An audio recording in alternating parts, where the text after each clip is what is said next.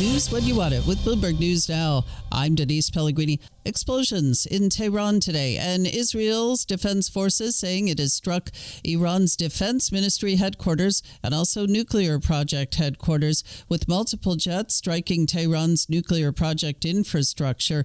Retired U.S. Army Colonel Seth Krumich says if Israel targets more Iranian infrastructure, the results could be devastating for Iran. Israel could absolutely collapse the oil and gas facilities and enterprise inside of Iran and bring that country economically to its knees. President Trump says, though the U.S. can easily get a deal done between Israel and Iran, Bloomberg's Ethan Bronner says that could also be Israel's goal. It is telling the Americans and its European allies that this pressure from Israel should yield diplomatic results, that the Iranians will, start to come to the table. But I don't know if they truly believe that. Bronner also says Israel's government's ultimate goal, though, may be for regime change in Iran. In the U.S., cleanup underway after No Kings anti-Trump protests across country yesterday, many of them peaceful.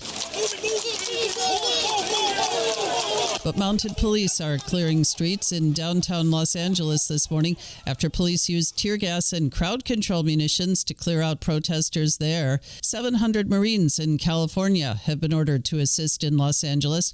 In Portland, officials fired tear gas and projectiles to disperse a crowd in front of an immigration building.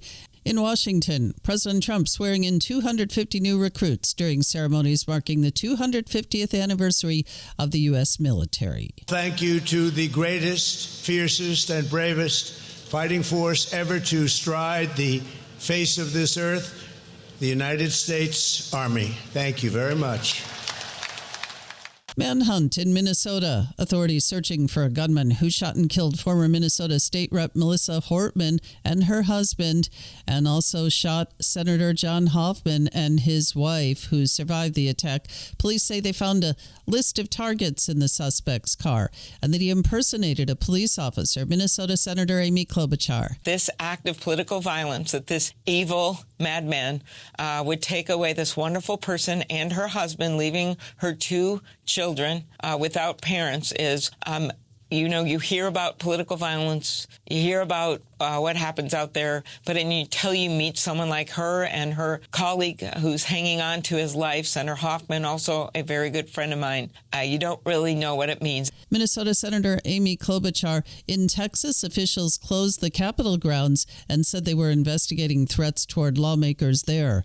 G7 leaders gathering in Canada tonight. Leaders of some of the world's biggest economic powers, including the U.S., will arrive in the Canadian Rockies for a Group of Seven summit.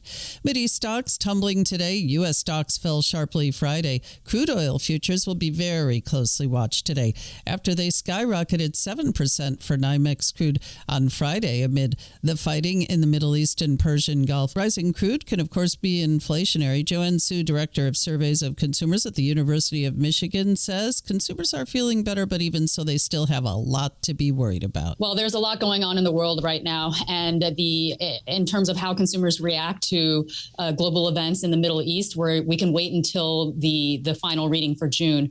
But of course, things are happening on a daily basis. Consumers are incorporating this information, separate from the possible disruption to energy prices from what's going on. Sue is Director of Surveys of Consumers at the University of Michigan. Fed meeting coming up this coming week. The Fed wraps up its FOMC meeting Wednesday. Widely expected to leave interest rates unchanged. We'll have live special coverage for you on Bloomberg Radio and Television, in-depth analysis on Bloomberg News Now. Meantime, more possible problems with that U.S.-China trade deal. Reuters says the trade agreement reached by the U.S. and China in London left export restrictions tied to national security unresolved. And the report also says U.S. officials are signaling they may seek to extend existing tariffs on China for an additional 90 days beyond an August 10 deadline they agreed to during previous talks in Geneva. A Trump-branded phone service may be in the works. More on that from Bloomberg's Charlie Pellett. DTM Operations is the entity that manages trademarks on behalf of President Trump, and it has applied to use his name and the term T1 for telecom services.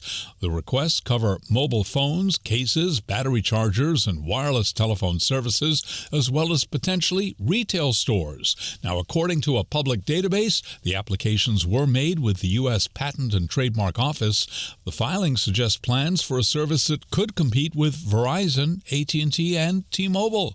In New York, Charlie Pellett, Bloomberg Radio. Thank you, Charlie. And that's news when you want it with Bloomberg News Now. I'm Denise Pellegrini, and this is Bloomberg.